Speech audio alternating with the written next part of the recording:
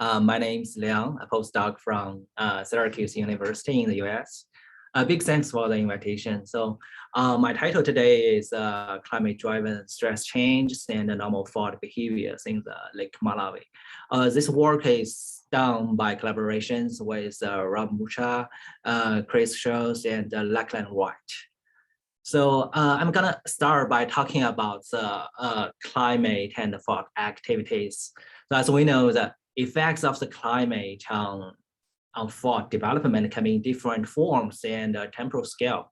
For example, in short time scale, seasonally or annually, fault can change the hydrologic loading driven by the climate change can perturb the subsurface stress field. For example, here is an example from Chris Johnson in 2017.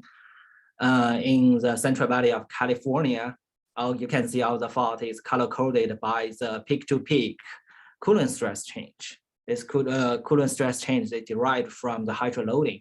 You can see the maximum can be 1.5 kilopascal, and its change, the seasonal change, can modulate the seismicity rate in California. So in the Eastern African Rift system, on your right, you can see a study focused on the western branch, looking at lake loading, the loading from Lake Victoria, and also all the lakes from western branch can also has the seasonal modulation on the seismicity rate. And also, if you look at a longer term scale, climate can change the circle of glaciation and deglaciation. So this is a study from the Hempel in 2010 and also I think 15. And this is looking at Basin and Range Province and Scandinavia. This is a 2D finite element model. As what you can see shows time versus sigma 1, the maximum principal stress on the fault, and also the displacement occurred on the fault. You can see that this shadow region is the glaciation and the timing of the glaciation and the deglaciation. You can see the sigma 1 as well as the displacement can be modulated by the climate-driven deglaciation processes. So recently, thanks to the coupling modeling between the landscape evolution model and the geomechanic model, in these 2 years, a lot of work coming out focused on the topic of surface processes and also the stream localization and fault development in the rift setting. I'm just gonna give 2 examples. On the left, it is from Oliver published in this year. And you can see this is looking at erosional efficiency on the x-axis. The throw of the fault is color-coded here. So you can see the efficient erosion can control the basin wall relocalization of the stream, and also it can change the development of the secondary fault in the rift setting. On your right, it's not a rift setting, but I think the idea is the same. What you are looking at is a strike slip fault. This strike slip fault can form a weak zone where the sediment loading, you can see here, can cause a flexural basin formed by this directly sediment loading.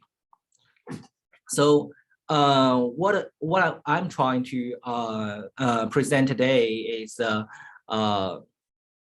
rift lakes, which is quite unique in continental rift settings. I hope to emphasize the role and also the importance of the rift lakes in border fault and intra-rift fault evolution during extension, because the rift lake water is a response to the climate change in a faster pace comparing to the surface processes.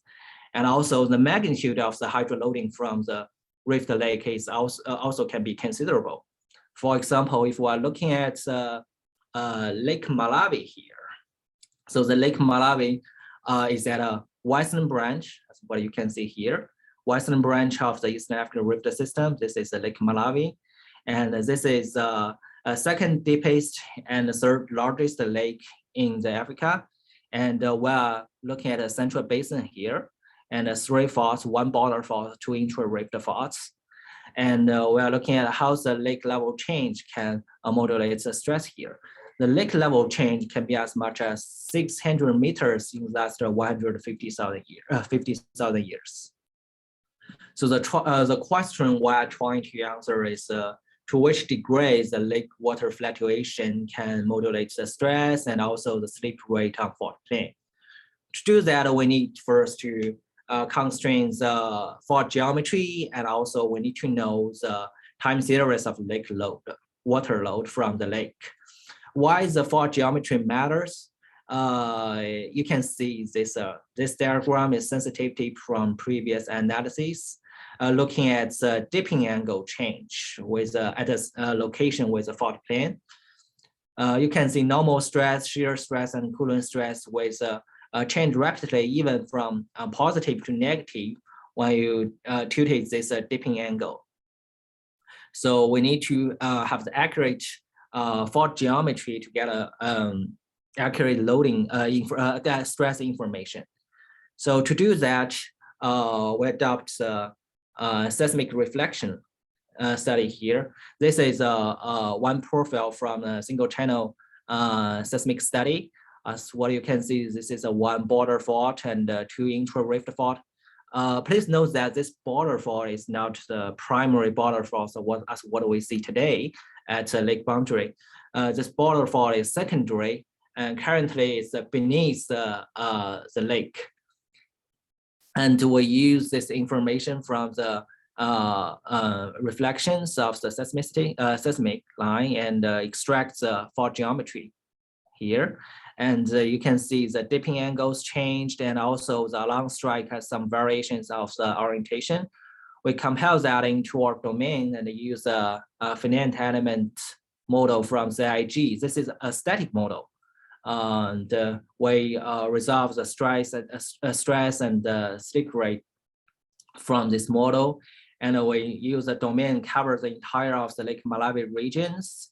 And we use recently published receive function studies of Malawi Rift to constrain the crust and other elastic properties from 1D model from Prime. So this is a basic model setup. And another question we're trying to answer is time series of loading. So first, we need to know the lake level change. And this is from principal component analysis. This estimation gives you the lake level change in the last 150 years. And also combined with the bathymetry data, we're able to get the extension and the loading from the lake, as what you can see here. I'm gonna play this video. As what you can see, this solid line here represents a current shoreline of Lake Malawi, and the color-coded region is the lake loading, and the three dots here represents the three faults, so one border fault and three intra-rift fault we are trying to study. As you can see here, for example, in 130,000 years ago, only a central basin has experienced loading. Other parts, no lake, no water loading at all. So with the general training of the lake level is increasing through time. That's what you can see here. And after about 75 million years, you can see the lake is covering entire region of the lake. And this is current loading. So the difference between the minimum, which is about 30,000 years ago, to the maximum, which is currently the water mass can be as much about 15 kilotons, which is equal to several times of all the water in lake area. So we are trying to find out how much stress it will cost on the fault plane. To do that, I'm just here give you two examples of the stress change and the slip rate change.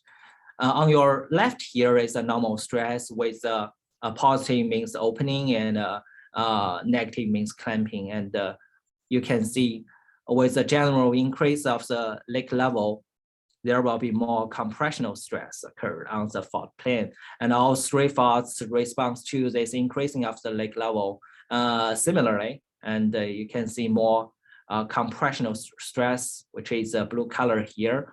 The magnitude can be around 4 micropascal.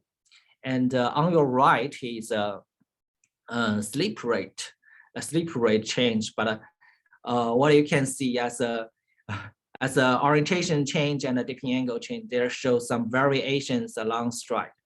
The sleep rate change differently along strike. So to further calculate the tendency of the eruption of the faults, we calculate the coolant stress change. You've had 10 minutes now, okay? Thank you.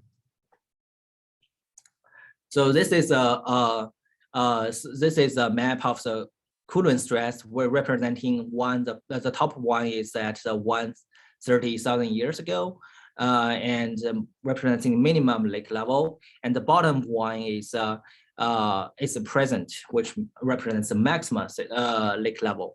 As what you can see, the comparison between them is about 2 micropascal coolant stress reduce.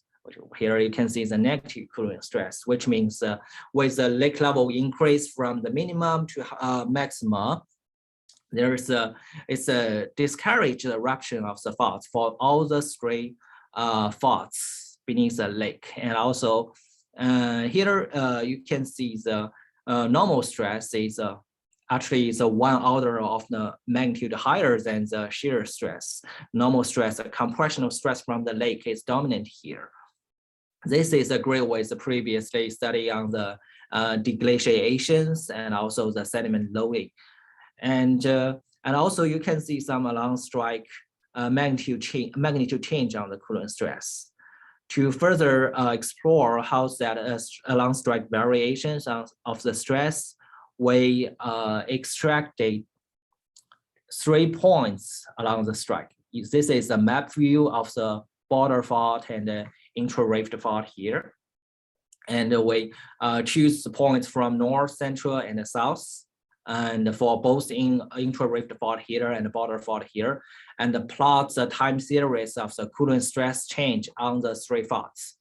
You can see with the lake increase and the coolant stress change at the 3 ports showing the same tendency, the same phase, but the magnitude can be different as much as about 2 micropascal.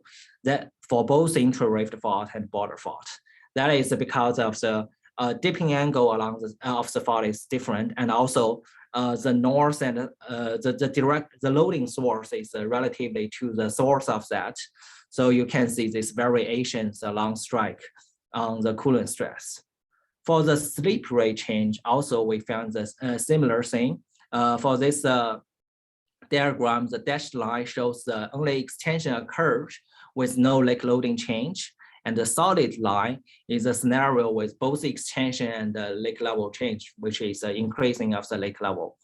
And the difference between the dashed line and solid line show how much reduction may occur with the inclination, with the lake level increase.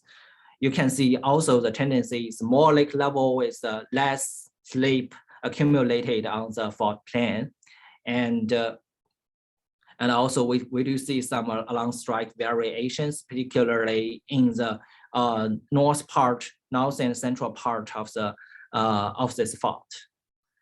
So in summary, we do find the large load change, hydro load change in last 150 years in the Lake Malawi region. It can produce coolant stress reduce and also reduction of the accumulative sleep.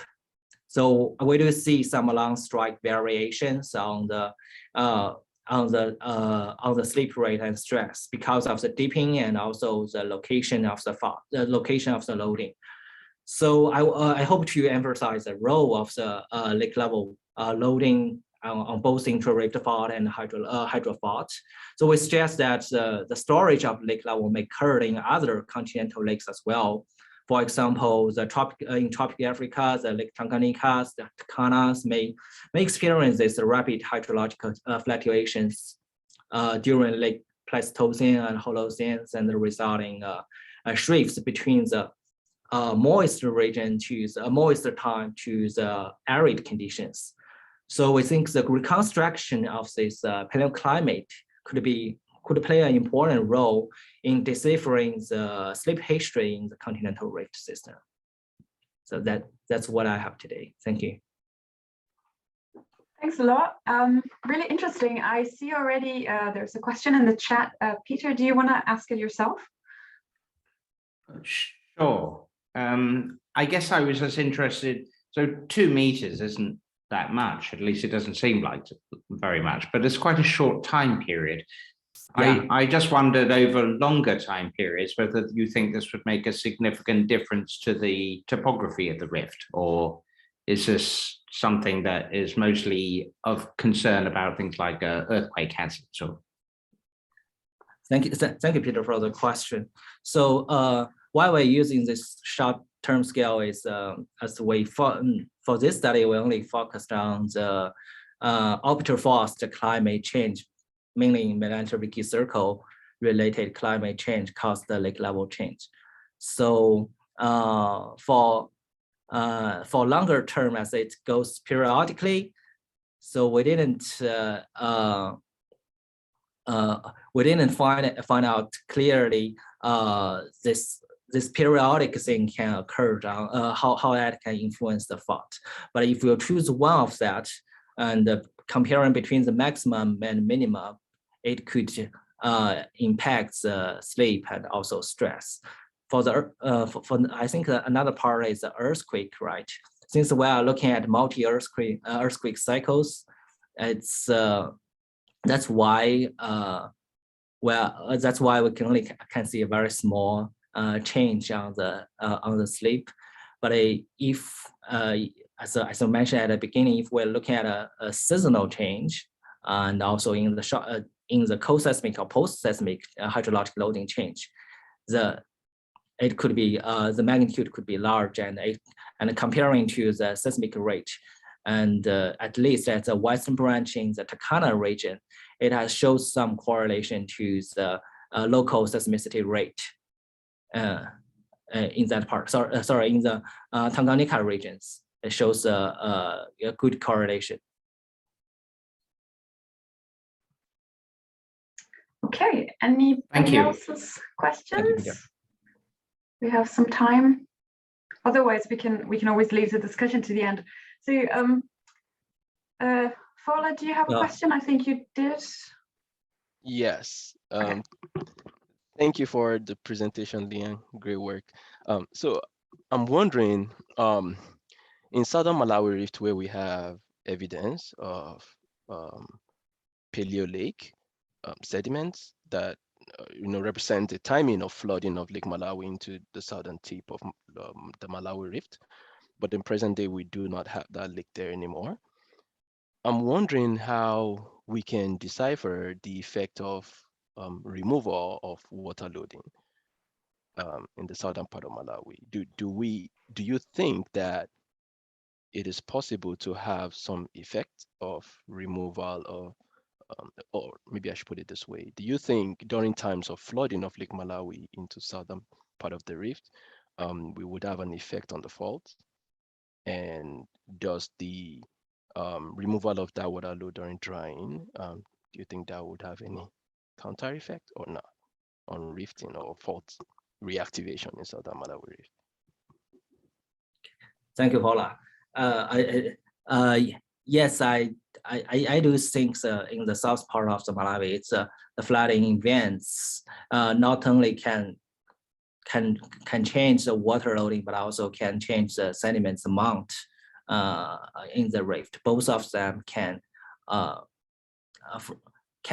to a certain degree change the stress and sleep on the faults.